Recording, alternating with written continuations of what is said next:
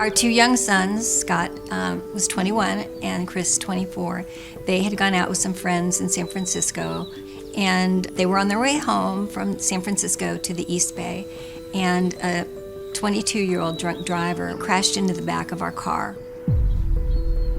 I believe he was going over 100 miles an hour, some say 110 or 120. So it was quite an impact, but it was right at where Scott was sitting.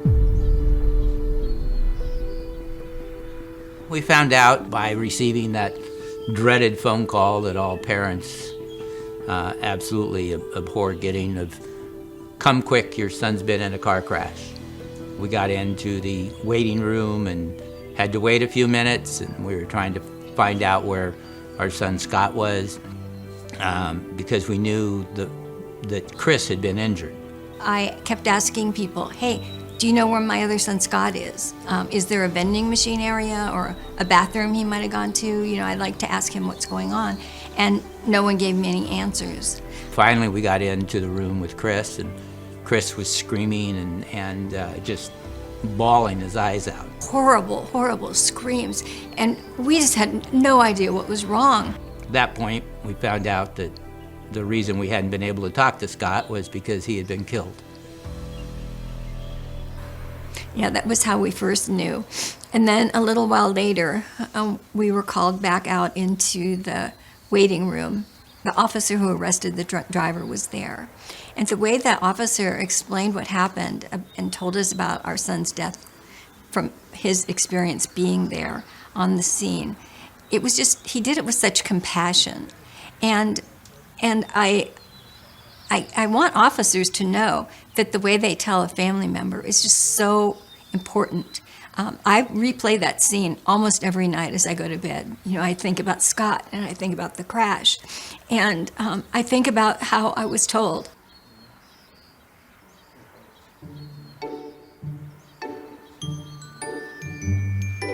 Let me tell you a little story.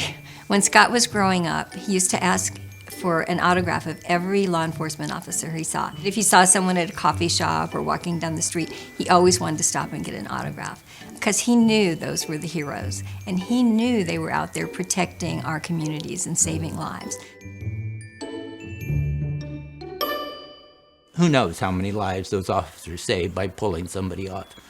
I understand that it's one of the more tedious chores to go through for an officer as far as a drunk driving kind of situation, but they save lives, and they need to know that.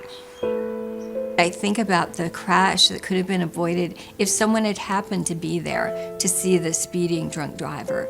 And of course, they can't be everywhere, and it's not their fault. It's just when they do take an impaired driver off the road, it's saving lives. So I want to thank them for saving lives, for the lives they have saved, and for the lives they will save by taking impaired drivers off the road. And truly, I thank them from the bottom of my heart. It just means the world to me.